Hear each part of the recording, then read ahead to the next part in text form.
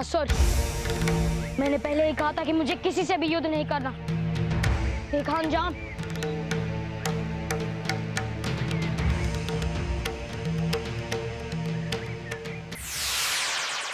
हनुमान। प्रणाम समयदेव। धन्यवाद हनुमान। मेरा धन्यवाद आप क्यों दे रहे हैं समयदेव? हनुमान, ये भूत और भविष्य के पुतले हैं। भगवान शिव ने मुझे कहा था कि आप ही इन्हें पूर्व रूप में ला सकते हैं। मैं इन्हें कैसे पूर्व रूप में ला सकता हूँ? आप इन्हें शिव जी के पास लेकर जाइए। मेरा कार्य यही समाप्त हो। मैं चलता हूँ। ये क्या प्रभु, दुरासुर से युद्ध हो चुका है, किंतु हनुमान का क्रोध अभी भी शांत नहीं हुआ है और दोनों काल अपने मूल रूप में क्यों नहीं लौटे प्रभु? देखिए देवी, हनुमान का क्रोध का अंत इस लीला का अंतिम चरण है, किंतु अभी आपकी समस्या पर विचार करना शेष है कि भूतकाल और भविष्य काल अभी तक अपने मूल रूप में क्यों नहीं आया। तो मैं बस आपको इतना ही कहूंगा कि भूतकाल और भविष्य दोनों हनुमान के स्वेद के संपर्क में आने से ही आ सकते हैं। किंतु प्रभु, हनुमान का स्वेद कैसे बहेगा? अब तो कोई और प्रयोजन भी बचा नहीं है। नहीं देवी, अभी दुरासुर का अंत शेष है। हनुमान, ऐसा मत कहिए हनुमान। आपका ऐसा निर्णय पूरे संसार के लिए एक अनुचित निर्णय होगा। मैंने कहा ना समिति, आप इन्हें महादेव के पास लेकर जाइए। वही आपके इन दोनों कालों को पूर्व रूप में लाने के लिए सक्षम है। मुझसे प्रार्थना करने के स्थान पर समय व्यर्थ ना करते हुए यदि आप शिव जी की प्रार्थना करेंगे तो कदाचित आपके दोनों काल अपने पूर्व रूप में वापस लौट आएंगे। अब मेरा कार्य यहीं समाप्त।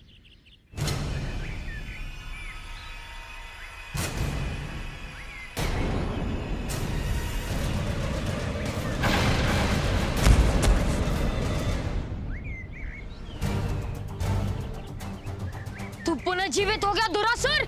अरे मूर्ख बालक, मैं तो मृत्यु का अभिनय कर रहा था ताकि मैं अपनी महाशक्तियों को जागृत कर सकूं। हाँ, अब देख मैं तेरा क्या हाल करता हूं। दुरासुर!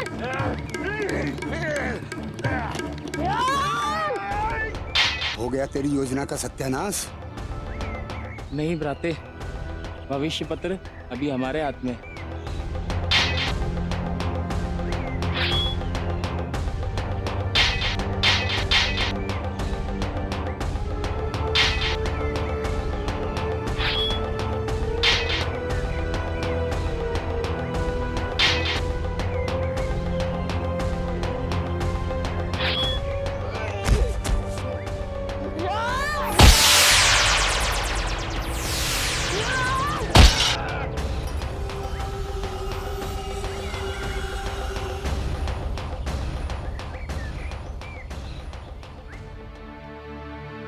भविष्यकाल, समय देव को लेके अंतरिक्ष में चलना पड़ेगा।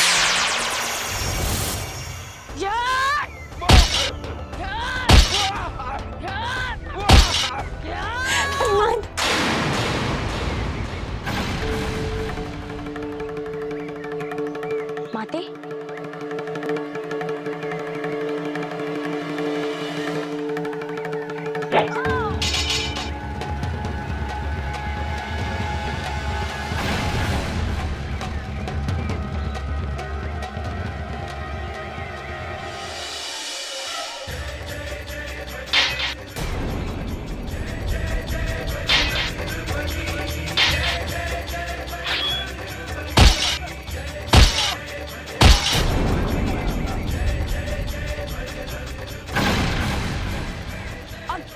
निश्चित है दुरासुर।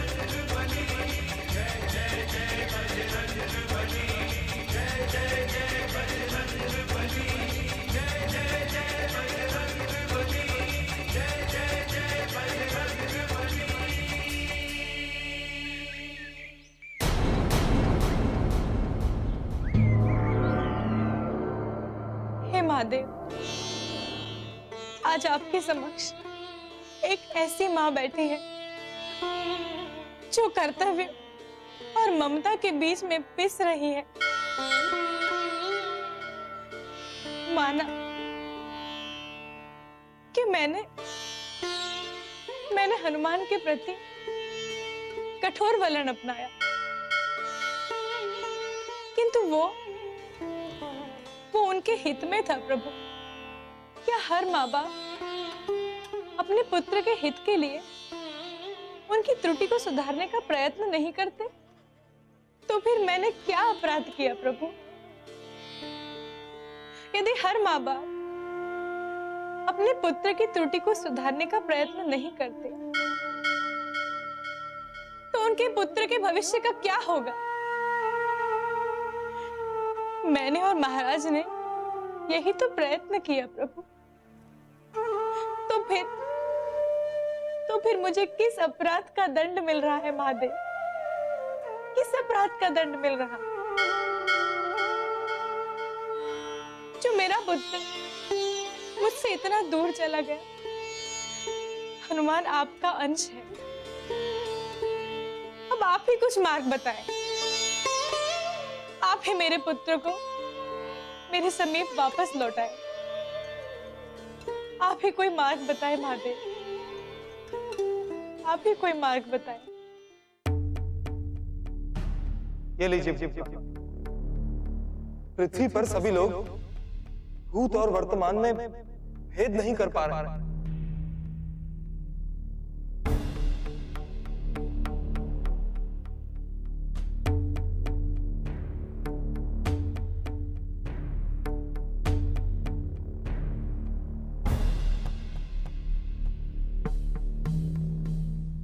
पहले आप तीनों मिलकर समय की धाराओं को पुनर्स्थापित कीजिए।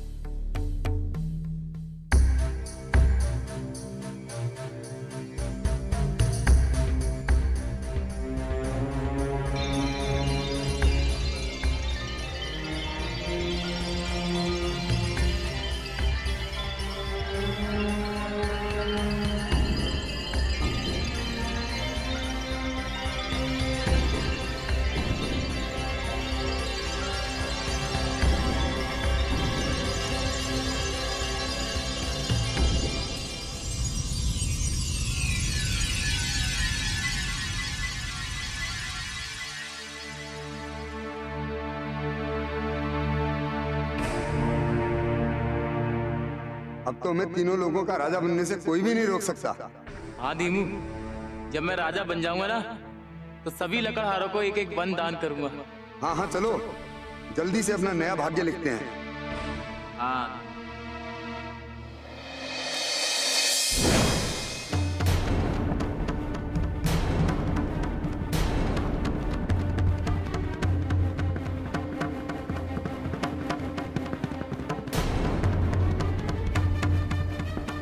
सत्यानाश,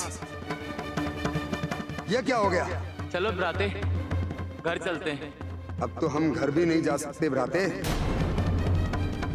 क्योंकि जिसका मैंने हाथ काटा था उसने जाकर के राजा को बता दिया होगा कि किसने उसका हाथ काटा है। और जिन लोगों को हमने सताया था, मारा था, पीटा था, उन्हें भी सब कुछ याद हो गया होगा। तो अब हम क्या करेंगे? यहीं इसी वन में रह करके भगवान शिव की साधना करेंगे।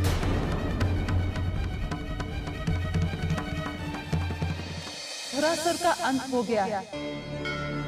भूत और भविष्य दोनों अपने मूल स्वरूप में लौट आए हैं। प्रभु, तो क्या मैं अब ये समझूं कि आपकी इस लीला का समापन हो गया है? नहीं दीदी, अभी नहीं। कैसे नहीं प्रभु? सब कार्य तो हो गए। भूत, भविष्य, वर्तमान तीनों काल अपने कार्यों में पुनः लग गए हैं। समय की तीनों धाराएं यथास्थिति में आ गई हैं। अब क्या बचा है प्रभु? देखिए, हनुमान का सुमेरु लौटना अभी शेष है। अर्थात देखिए दीदी, इस लीला का अंतिम चरण।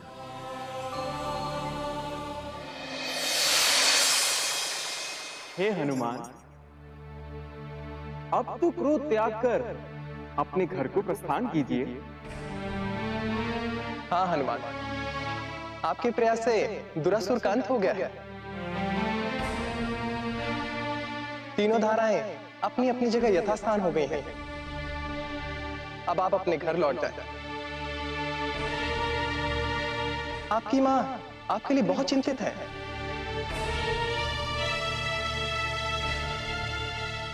आज चिंतित हैं और कल फिर अभियोग लगाएंगे, दंडे देंगे। मैं अब घर वापस कभी नहीं जाऊंगा, कभी नहीं।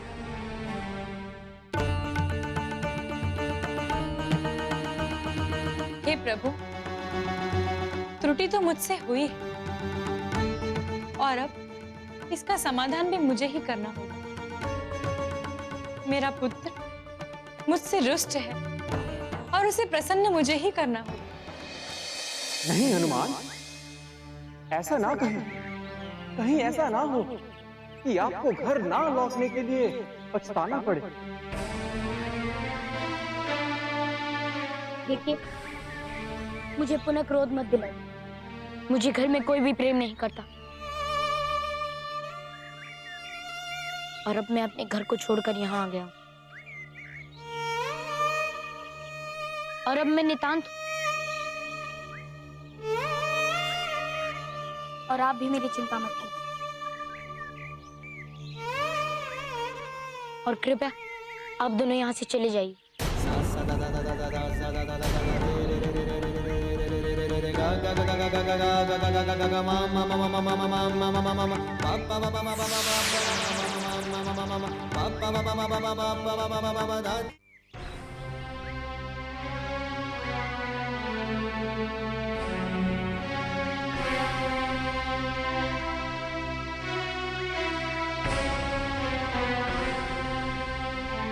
है तो वो देवांश, जिस तरह देवता अपनी स्तुति से प्रसन्न होते हैं, उसी तरह मैं अपने पुत्र को उसकी स्तुति से प्रसन्न करूंगी। तो क्या हुआ यदि वो एक माँ की पुकार सुनकर नहीं आया? कदाचित एक भक्त की स्तुति सुनकर ही आ जाए। अतुलित बलधामं हेम शैलाभ देहं धनुज वन दृशानं ज्ञानि नामाग्रगण्यं सकल गुण निधानं रघुपति प्रिय भक्तं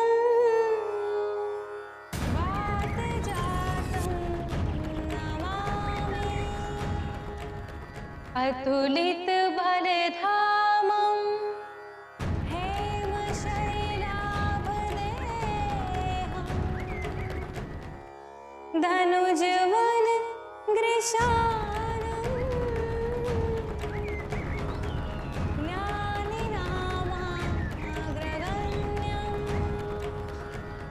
सकल गुण निधानं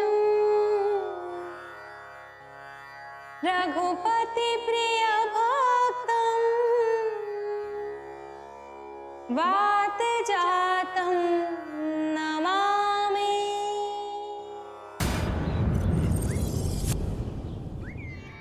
अतुलित बलधामं हेम शैलाभ देहं धनुज वन गृशानं ज्ञानि नामाग्रगण्यं सकल गुण निधानं रघुपति प्रिय भक्तं वात जातं नमामि। अतुलित बलधामं हेम शैलाभ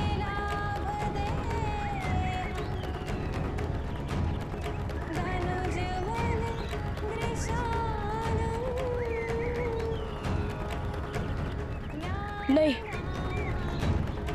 ऐसा नहीं हो सकता। ऐसा कदापि नहीं हो सकता। माता और मेरी स्तुति? नहीं नहीं, ये सत्य नहीं है। बात जातम नमामि अतुलित हेम शैलाभदे धनुजवन ग्रीशानम्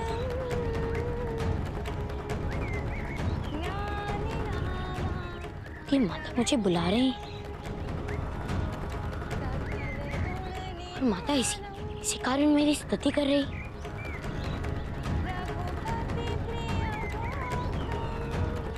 मुझे माता के पास स्वयं जाना चाहिए। मैं जाऊंगा।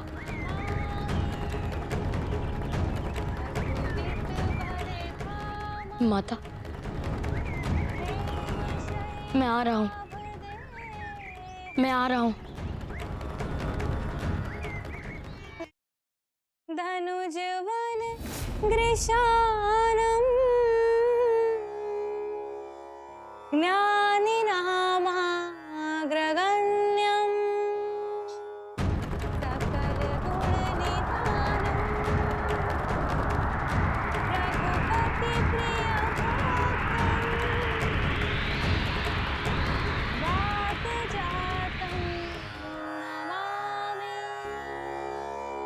अतुलित बलधामम्।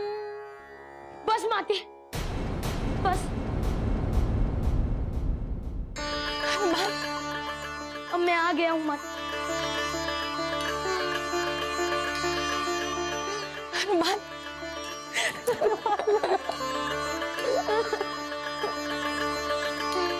मेरे पुत्र। माते, हनुमान मेरे पुत्र।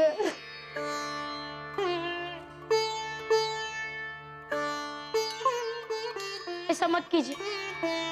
एक पुत्र अपनी माता के मुख से उसकी स्तुति सुने, ये उसके लिए निर्भस्तना का विषय है।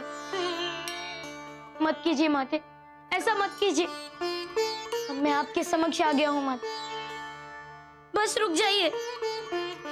बहुत नटखट हो गया ना तू, बहुत नटखट हो गया है। एक माँ की पुकार तूने नहीं सुनी, तो फिर मुझे एक भक्त बनकर स्तुति करनी ही पड़ी।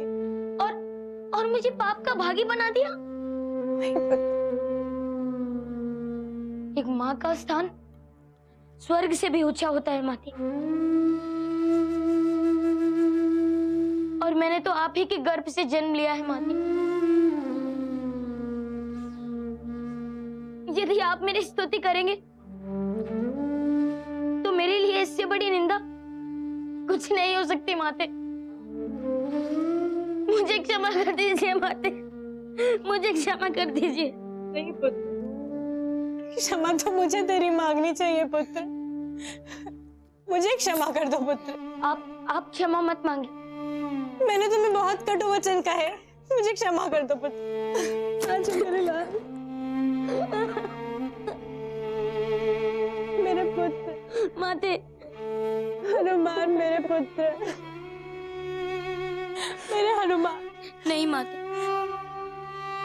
आप मुझसे क्षमा मत मांगिए। देखिए, अब मैं लौट आया हूँ ना, और मैं कहीं नहीं जाऊंगा, कहीं नहीं जाऊंगा, कभी नहीं, कभी नहीं माते।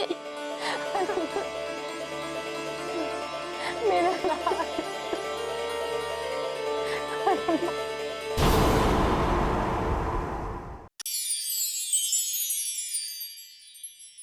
अंजना की स्तुति करने के उपरांत हनुमान घर लौटकर आए और माता के चरणों में अपना शीश रखकर रो दिए। उसके पश्चात हनुमान के आचार विचार में बहुत बदलाव आ गया। किंतु क्या मनुष्य के आचार विचार में बदलाव नहीं आ सकता? एक साधारण मनुष्य से क्या कोई देवतुल्य नहीं हो सकता? अवश्य हो सकता है। आज से आरंभ हो रही हनुमान की महागाथा के इस प्रथम खंड में हम यही बताने की चेष्टा कर रहे हैं कि प्रकृति की मूल शक्तियों, मन और आत्मा के विकारों पर विजय प्राप्त कर कोई भी किस प्रकार देवतुल्य महान बन सकता है। आइए देखते हैं इन शक्तियों को हनुमान कैसे प्राप्त करते हैं।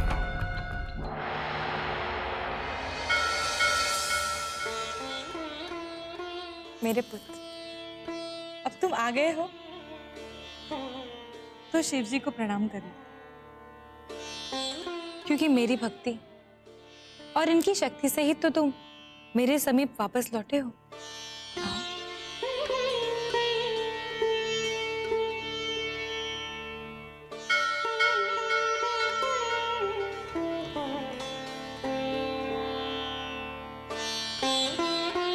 माँ देख, अब मैं खेलने जाऊं? नहीं। माँ देख, मेरी अच्छी माँ, प्यारी माँ, मैं आपको वचन देता हूँ कि मैं कोई उद्दंडता नहीं करूंगा। मुझे कितने दिवस हो गए हैं, मैंने बाहर जाकर कोई क्रीड़ा नहीं की। कृपया मुझे जाने दीजिए ना माते। तुम इतने दिवस बाद लौटे हो हनुमान, आज मेरे हाथ से भोजन नहीं करोगे? तत्पश्चात तुम मेरे लिए वन से कुछ बेरियां तोड़कर लाना। यदि सारी बेरियां मीठी हुई तो कदाचित मैं तुम्हें उद्यान में जाने की आज्ञा दे दूं। ठीक है माते।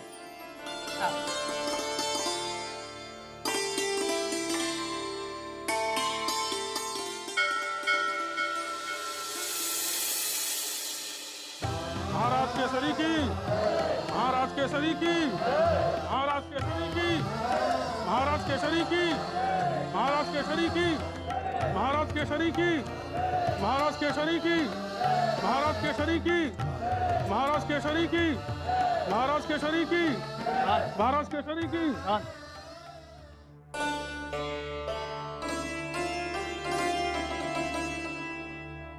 आज की सभा आरंभ की जाए। महाराज, इस वर्ष का एक कर ब्यौरा है, अगर आज्ञा हो तो पढ़ के सुनाऊं? आज्ञा है मंत्री जी।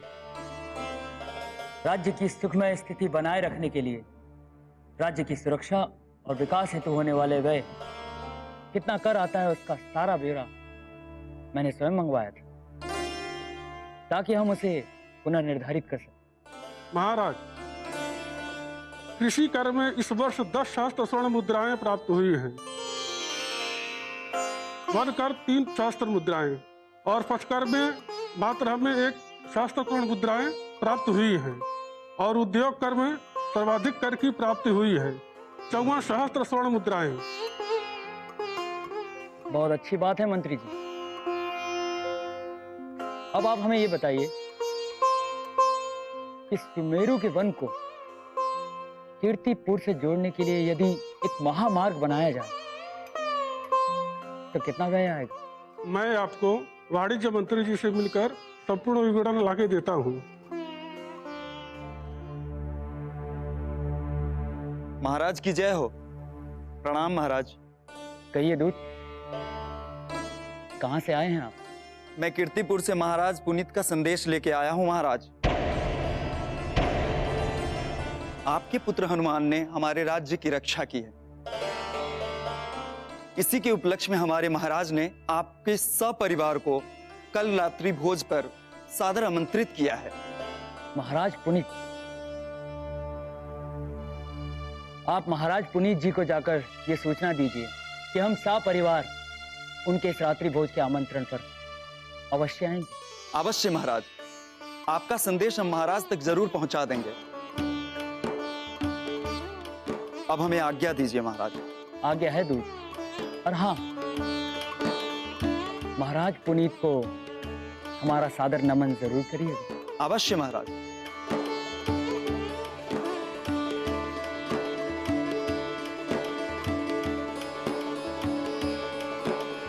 प्रणाम महाराज।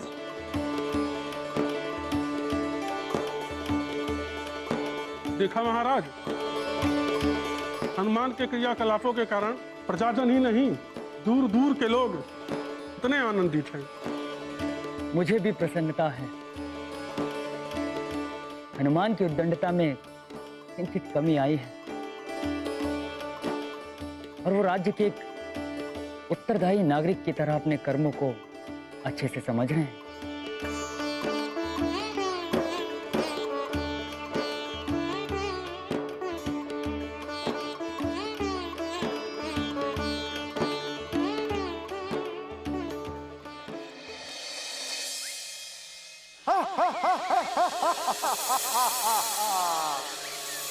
वन में प्रवेश करने का साहस करने वाले मूर्ख, भोजन हेतु जो भी तेरे समक्ष है उसे वहीं छोड़कर उल्टे पग लौट जा, अन्यथा मैं तुझे खा जाऊंगा। हमारे राज्य में एक और राक्षस की आवाज। मुझे चलकर देखना चाहिए। ये ध्वनि इस ओर से आ रही है। रख भोजन यहाँ पर, चला जा यहाँ से, अन्यथा। नहीं नहीं, ये ध्वनि तो इधर से भी आ रही है। कदाचित ये उस ध्वनि की प्रतिध्वनि हो। मुझे इसी ओर चलना चाहिए। रख भोजन यहाँ पर, चला जा यहाँ से, अन्यथा।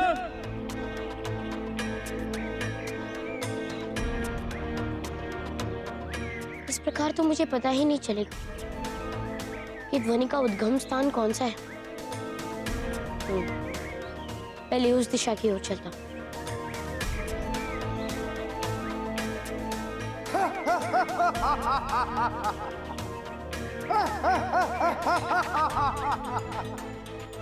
वन में प्रवेश करने का साहस करने वाले मूर्ख, भोजन है जो भी तेरे समक्ष है ये वहीं छोड़कर उल्टे पग लौट जा, अन्यथा मैं तुझे खा जाऊंगा।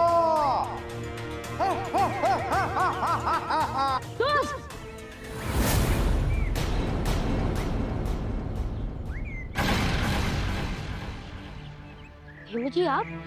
हनुमान आप इस प्रकार इस वन में ध्वनियां क्यों निकाल रहे हैं? मुझे क्षमा कर दे हनुमान, मैं बस भूख से व्याकुल वन वन भटकते रहे हनुमान, और हम क्या करते? ध्यानचंद जी आप भी? हाँ हनुमान, हम दोनों भाई दुरासुर के उपरांत इसी प्रकार अपना जीवन यहाँ पर यापन कर रहे हैं।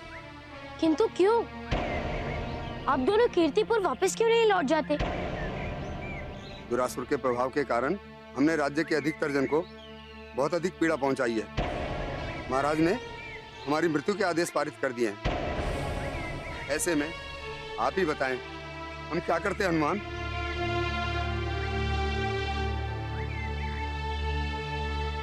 इसी कारण हम वन में छुपकर लोगों को डराकर उनसे भोजन छीन लेते हैं। इसी प्रकार हमारी जीवन लीला चल रही है हनुमान। किंतु किसी को सताना तो पाप है ना? और भूख से मर जाना हनुमान? पाप से तो हम भी मुक्त होना चाहते हैं हनुमान, परंतु कोई मार्ग नहीं मिल रहा। कदाचित मैं आप दोनों की सहायता कर सकता हूँ। आप दोनों मेरे साथ चलिए हनुमान।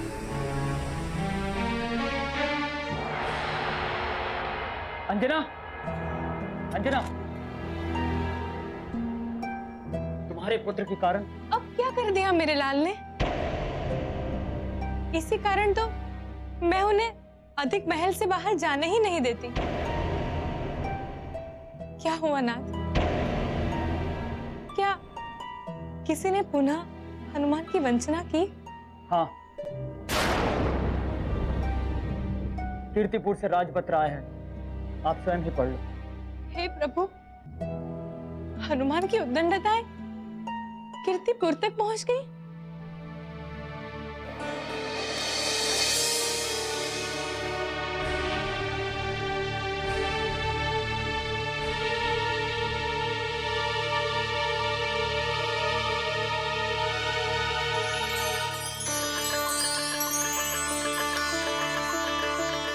ये क्या नाथ, आप हमसे विनोद कर रहे हैं? ये तो हनुमान का प्रशंसा पत्र है। कीर्तिपुर को दुरासुर के आतंक से मुक्त करने के कारण। और आपको ये जानकर और भी प्रसन्नता होगी, कीर्तिपुर के महाराज पुनीत ने मेरे पुत्र के सम्मान में हमें सुरुचि भोज पे बुलाया है। वाह महाराज वाह! यदि हनुमान उद्दंडताएं करे तो मेरा पुत्र, और प्रशंसा हो तो आपका पुत्र। अरे अंजना, मैं तो विनोद कर रहा हूं आपसे। हनुमान ना मेरा ना आपका, हम दोनों का पुत्र है। और आज हनुमान ने गर्व से मेरा सीना चौड़ा कर दिया है। एक पिता को गर्व की अनुभूति देकर एक पुत्र का कर्तव्य पूर्ण किया है मेरे लाल ने। तुम्हारे लाल ने? मेरे लाल ने। हम दोनों के लाल ने।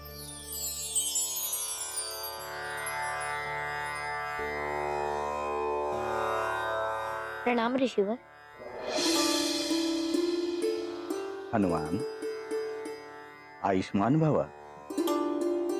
कहिए, कैसे आगमन हुआ? ऋषिवर, यदि कोई अपने मार्ग से भटक जाए तो क्या उसे सही मार्ग दिखाना चाहिए या नहीं? अवश्य हनुमान। किसी भटके हुए पथिक को मार्ग दिखाना ये तो पुण्य का कार्य है। और यदि कोई अपने जीवन के ही मार्ग से भटक जाए तो उसे उचित गुरु की शरण में जाना चाहिए, जिससे उसे उसके जीवन का सही उद्देश्य और ज्ञान की प्राप्ति हो सके।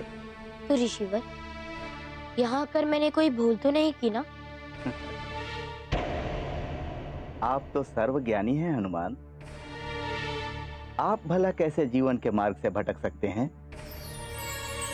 आमोद करने के लिए आपको कोई नहीं मिला जो आप इस वृद्ध ऋषि के साथ आमोद करने चले आए? अरे नहीं नहीं ऋषिवर, मैं स्वयं के विषय में नहीं, मेरे जो दो मित्र हैं उनके विषय में कह रहा हूँ। अंदर आइए। अजय,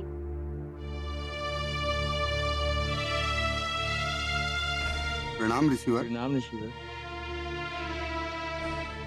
ये धीमू जी और ज्ञानचंद जी हैं ऋषिवर। इन्हें आप मेरे हितैषी भी समझ सकते हैं। ये और आपके हितैषी? जी ऋषिवर, ये दोनों कीर्तिपुर के निवासी हैं। इन दोनों ने दुरासुर के प्रभाव में आकर कीर्तिपुर में बहुत उत्पात मचाया है। इसी कारण ये वहां वापस नहीं लौट सकते। अपने भरण पोषण हेतु वन में आने जाने वाले लोगों को भी इन्होंने लूटा है। किंतु मैं आपको विश्वास दिलाता हूँ, ये दोनों दुष्ट नहीं है। वो मैं देख रहा हूँ हनुमान। मैं इनकी आत्माओं को भी देख रहा हूँ, किंतु इन आत्माओं पर चढ़ी हुई पाप की परत भी मुझे दिखाई दे रही है। किंतु इन आत्माओं पर चढ़ी हुई पाप की परत भी मुझे दिखाई दे रही है। हाँ ऋषिवर, उसी पाप की परत उतरवाने के लिए मैं इन्हें आपकी शरण में लेकर आया हूँ। यदि ये दोनों आपके सानिध्य में रहेंगे तो पाप के कर्मों से बचे हुए रहेंगे और कदाचित दुरासुर के प्रभाव में आकर इन्होंने जो भी पाप किए हैं उसका प्रायश्चित भी हो जाएगा। अवश्य हनुमान। धीमू, ज्ञानचंद, आओ पुत्र, समीप आओ। हमें सही मार्ग दिखाइए ऋषिवर। हमें हमारे पापों से मुक्त कीजिए। मैं मात्र मार्ग बता सकता हूँ, किंतु उस पर चलना तो तुम दोनों को ही होगा। तैयार हैं ऋषिवर। हम और पाप के भागी नहीं बनना चाहते ऋषिवर। हमें अपनी शरण में लेकर हमारा उद्धार कीजिए ऋषिवर। हाँ ऋषिवर, मेरी भी यही विनती है आपसे।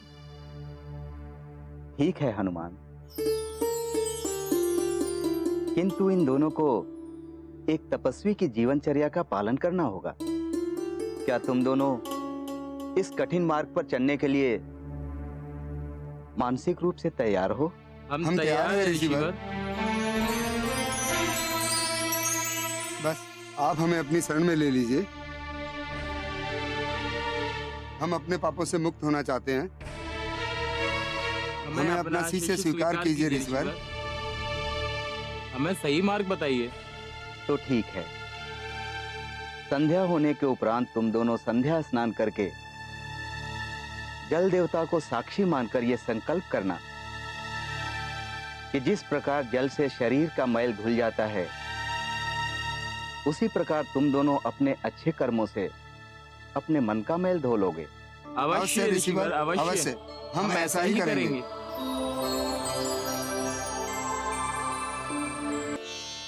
तो ऋषिवर, अब मुझे भी आज्ञा दीजिए। मुझे माता के लिए बेरिया तोड़कर ले जाने दीजिए। अवश्य हनुमान, किंतु कदाचित आप एक बात भूल रहे हैं। कौन सी बात ऋषिवर? ये दोनों सुमेरु के नहीं, कीर्तिपुर के निवासी हैं। अतः इन्हें सुमेरु में रहने के लिए राजन से आज्ञा लेनी होगी। हाँ जी ऋषिवर, मैं अवश्य इस विषय में पिताश्री से वार्ता करूंगा। हम भी आपके साथ चलते हैं हनुमान। इसी प्रयोजन में हमारी महाराज से भेंट भी हो जाएगी। ये प्रथम तुम दोनों ने सही निर्णय लिया है धीमू और ज्ञानचंद। प्रभु तुम्हारी सहायता अवश्य करेंगे। तो चलिए, पहले हम वन से बेरिया तोड़ेंगे, उसके उपरांत महल चलेंगे। अब आप भी आज्ञा दीजिए ऋषिवर। यशस्वी भव। प्रणाम ऋषिवर। आयुष्मान भव। चल।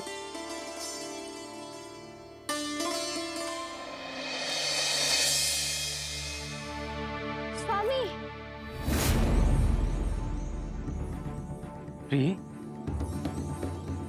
ये तो प्रिय की पुकार है। कहीं कोई अनिष्ट तो नहीं हुआ? नहीं नहीं, मुझे शीघ्र ही जाके देखना होगा। प्रिय, प्रिय, स्वामी। प्रिय, स्वामी। प्रिय, आप ठीक तो है ना?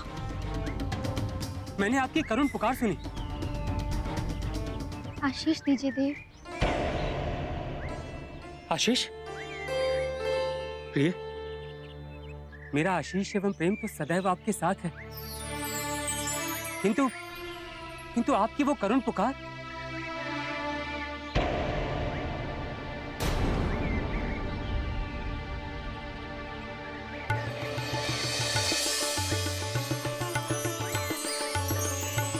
सच प्रिय? हाँ देव, वित्तीय माँ है, आप पिता बनने वाले हैं। हाँ देव। सच?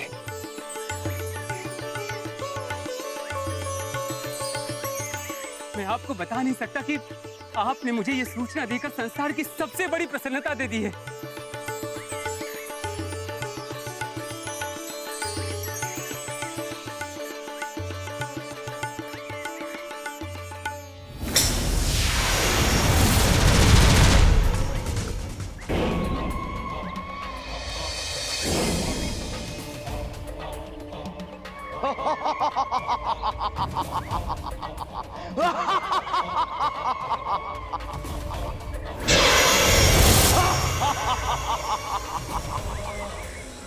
आज मैं फिर मुक्त हो गया। हनुमान, अब तुझे मेरे हाथों से इस बार कोई नहीं बचा सकता, कोई नहीं।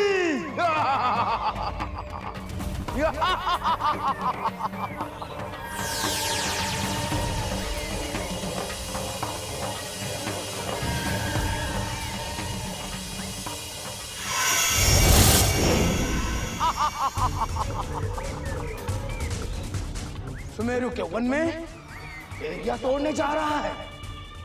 अब मैं इन बेरियों की भांति तेरी ग्रेवा तोड़ूंगा हनुमान, तेरी ग्रेवा तोड़ूंगा।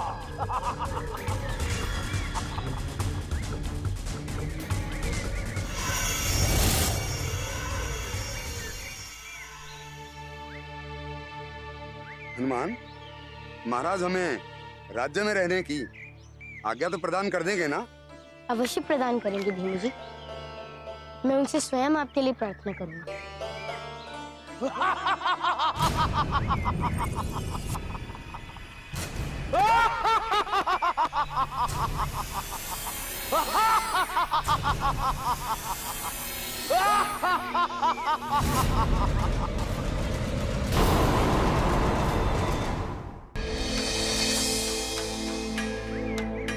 हनुमान, महाराज हमें राज्य में रहने की आज्ञा तो प्रदान कर देंगे ना?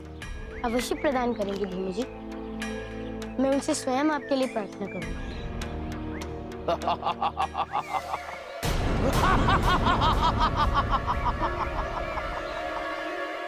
प्रार्थना तो तू अपने प्रभु से अपने आत्मा की शांति की लेकर।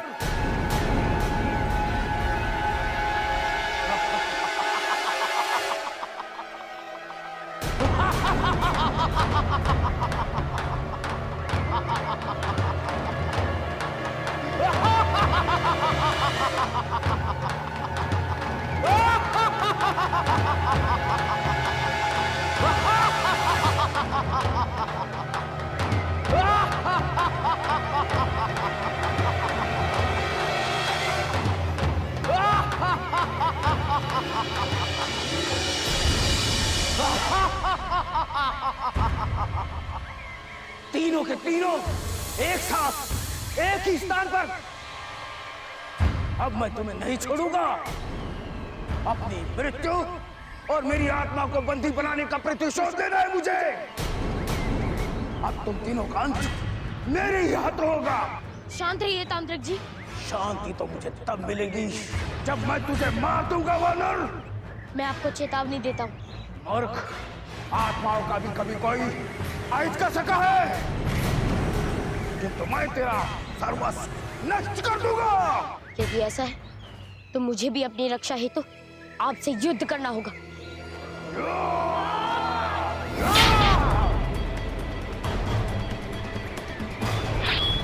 रुक भ्राते। रुक करके प्राण गंवाने भ्राते, चलिए।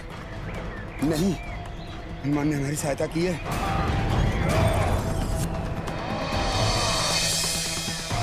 इस संकट की घड़ी में अगर हम उसे छोड़ करके चले जाएंगे तो धिक्कार है हम पर।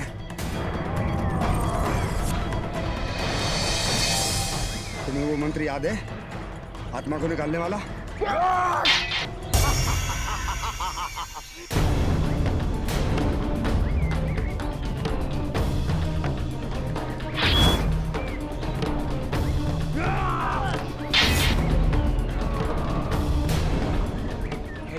ये मंत्र का तो कुछ प्रभाव ही नहीं हो रहा है। मंत्र का प्रभाव शरीर में बसी आत्मा पर होता है और मैं तो स्वयं आत्मा रूप हूं।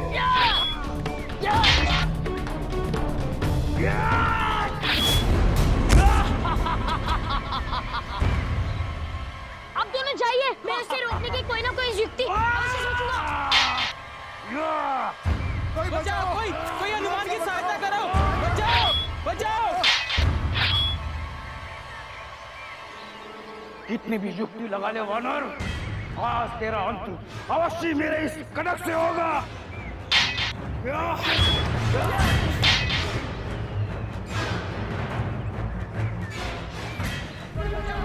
कोई हनुमान की सहायता करो। बचाओ। अरे ये कौन पुकार रहा है? कोई हनुमान की और सहायता करो। हनुमान को सहायता? बचाओ, बचाओ, बचाओ। रुकिए, सुनिए, क्या हुआ हनुमान को? एक प्रेत हनुमान के पीछे पड़ा है, इसलिए हम सुमेर की ओर जा रहे हैं ताकि किसी को सूचना दे सके हनुमान की सहायता के लिए। आप यहीं रुकिए। नहीं नहीं, हम रुक नहीं सकते। वो तांत्रिक की आत्मा हनुमान का पता नहीं क्या हाल करेगी। हम चलते हैं। आप रुकिए, हनुमान की सहायता अभी हो जाएगी। आप किस प्रकार हनुमान की सहायता करेंगे देवी? मैं नहीं, पर जो ये कार्य कर सकते हैं।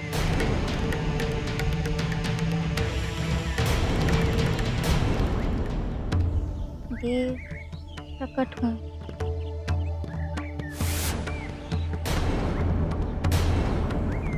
कहो प्रिय।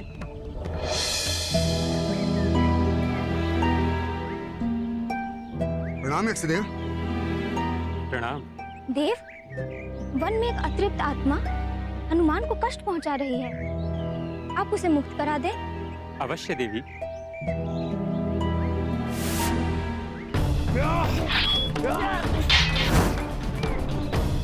कितने ही वार करवाना, मैं आत्मा हूँ आत्मा, और आत्मा पर कोई भी वस्तु का प्रहार सफल नहीं होता है। देखिए, मैं आपको शांत करके ये बात कहना चाहता हूँ कि आप अपनी परागतें व्यर्थ क्यों कर रहे हैं। सुनिए, आप शांत रहिए, अन्यथा आप इसी प्रकार अनंत काल तक तृप्त रूप में जन मनुष्य को हानि पहुंचाते रहेंगे। मेरी बात को समझिए महोदय।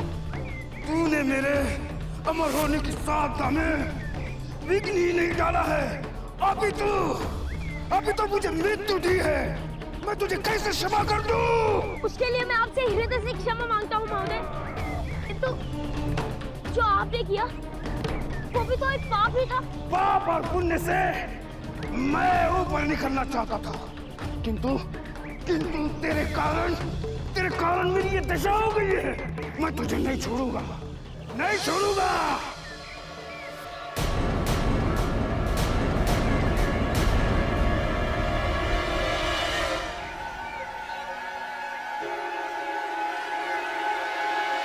रुक जा दुष्टांत्रिक, शांत हो जा और हनुमान को छोड़ दे।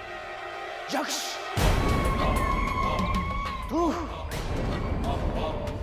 तू क्या सोचता है?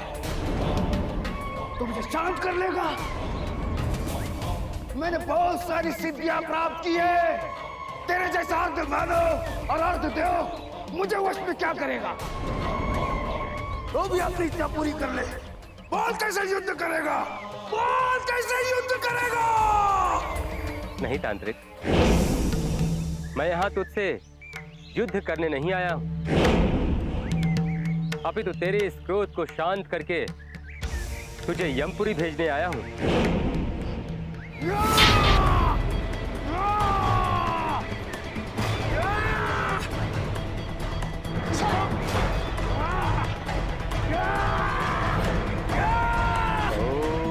शांति ही शांति ही शांति ही।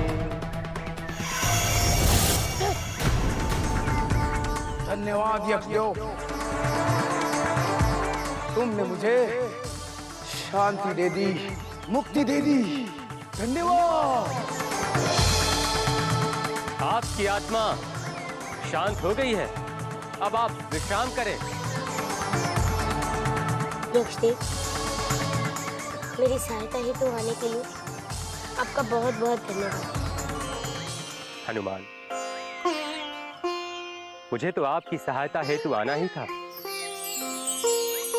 आपके पिताश्री के कारण ही मुझे इस वन प्रदेश का रक्षक यक्ष कहा गया, अन्यथा मैं तो यूं ही भटक रहा था। किंतु आप बताएं कि आप इस मायावी तांत्रिक के जाल में कैसे फंस गए? यक्षदेव, ये एक बहुत ही लंबी कथा है। तो चलिए हनुमान, कुटी तक चलते चलते आप मुझे इसका पूरा वृत्तांत सुनाएं। अवश्य। तो कहिए हनुमान। और फिर हनुमान ने उस तांत्रिक की आत्मा को एक पात्र में बंद करके कीर्तिमन के एक वृक्ष पर लटका दिया। हमारे हनुमान बड़े ही ज्ञानी और पराक्रमी हैं। तभी तो क्रोध में आकर उस दुरासुर जैसे मायावी राक्षस को एक ही प्रहार में समाप्त कर दिया। और तब आप वन वन भटकते रहे जब तक आप सुमेरु तक नहीं पहुंच गए, है ना? आप ठीक तो है हनुमान? साधिका दीदी, जिसके हितैषी यक्ष देव जैसे हो, उनका कोई कैसे हित कर सकता है? आपको सुरक्षित देखकर मेरे हृदय को बहुत शांति प्राप्त हुई हनुमान। धन्यवाद यक्षी, आपका बहुत बहुत धन्यवाद। हनुमान, महाराज केसरी ने मुझे इस वन प्रदेश में स्थान दिया था, और अब ये वन प्रदेश मेरा है।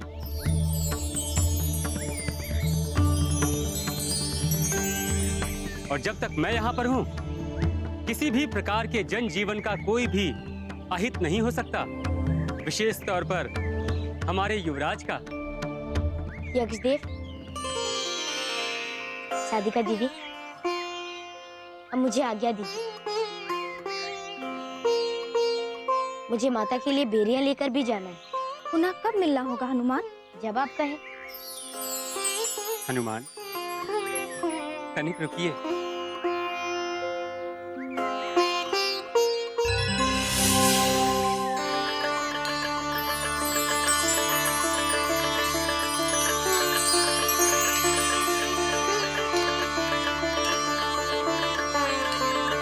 ये लीजिए हनुमान,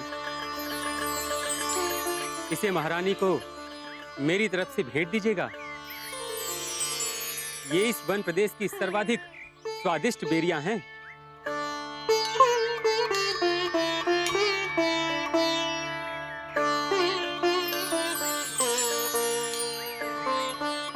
धन्यवाद यक्षदेव, ये सर्वाधिक बेरियां देने के लिए। आपका बहुत बहुत धन्यवाद। मुझे ऐसी ही बेरियां चाहिए।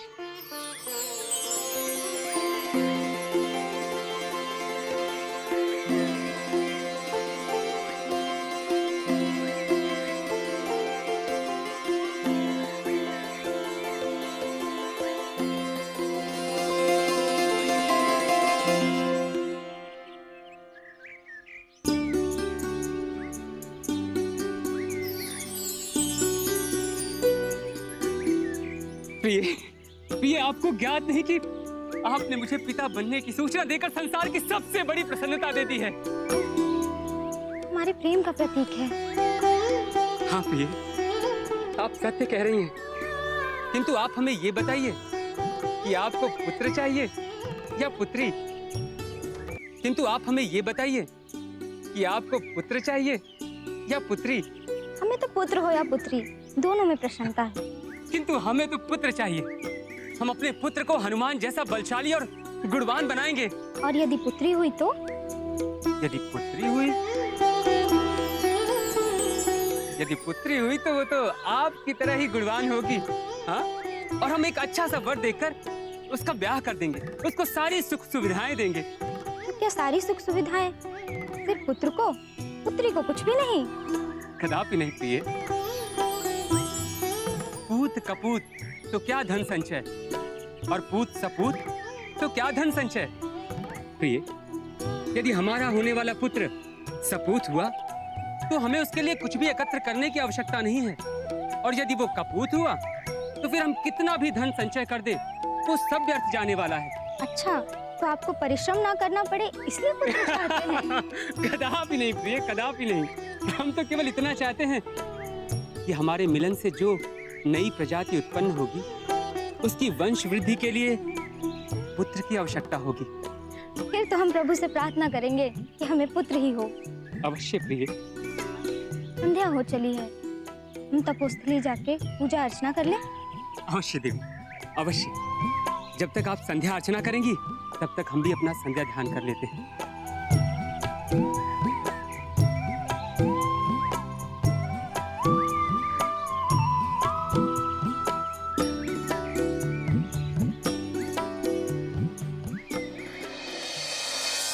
आज मैं आप लोगों को मदिरा सेवन से होने वाले दुष्परिणाम के विषय में बताता हूँ।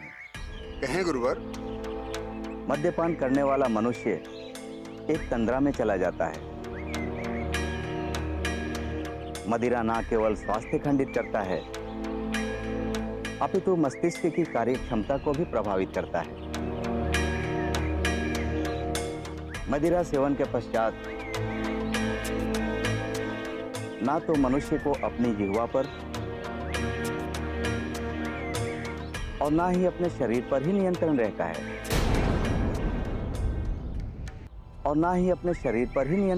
है, मदिरा का सबसे भयंकर दुष्परिणाम तब प्रकट होता है जब किसी की कार्यशीलता भंग होती है और मनुष्य क्रोधी, आलसी और कृतघ्न हो जाता है। किंतु ऋषिवर, सोमराज पान तो देवों में भी प्रचलित है, तो क्या मदिरा पान का प्रभाव देवों पर नहीं होता? होता है, अवश्य होता है। जैसा खाए अन्न वैसा हो मन। पुत्र हनुमान, यदि आप कुसेवन करेंगे तो उसका परिणाम भी आपके सामने कुपरिणाम के रूप में ही आएगा। देवताओं में मदिरा से क्या क्या हुआ ये तो हमारे समक्ष नहीं है, किंतु पृथ्वी पर मदिरा के क्या दुष्परिणाम हैं ये तो आप स्वयं देख सकते हैं हनुमान। सुमेरु में भी बहुत मदिरालय है ऋषिवर। यदि ये मदिरा पान इतना हानिकारक है तो उसका उत्पादन और सेवन बंद क्यों नहीं किया जाता? कदाचित उद्योग कर में सर्वाधिक कर इसी उद्योग से आता होगा। किंतु ऋषिवर, ये तो जनजीवन के जीवन का प्रश्न है ना। मैं आज ही इस विषय में पिताश्री से अवश्य वार्ता करूंगा और सुमेरु की सारी मदिरालय को हटवा दूंगा। यदि ऐसा हो सका तो जनमानस पर बहुत बड़ा उपकार होगा हनुमान।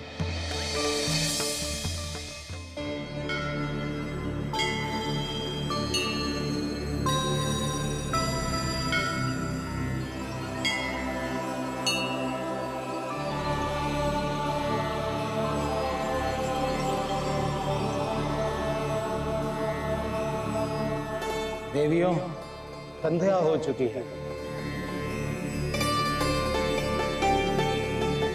आज आप दोनों कुछ ऐसा प्रस्तुत करो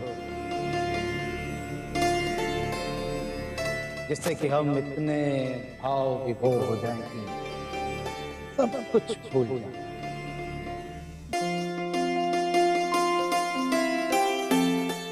अवश्य देवियों, आज इस सोमरस का सेवन करें। अवश्य देवी, आपके हाथों से सोमरस पान का अलग ही आनंद है।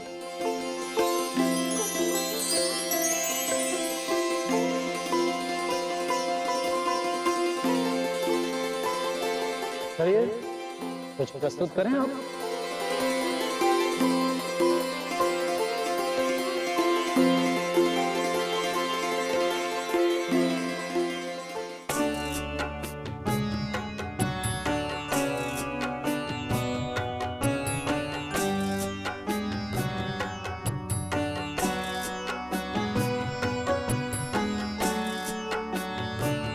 बस बस बस पर्याप्त। देवियों, अब हम इस सभा में और नहीं बैठना चाहते।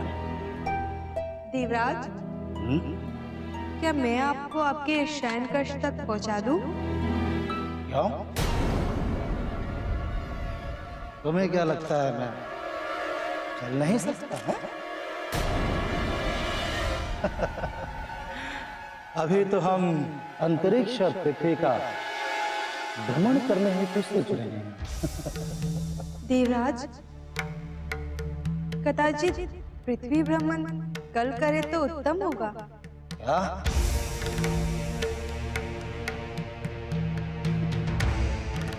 देवराज इंद्र है हम, पुरेंद्र नाम है हमारा,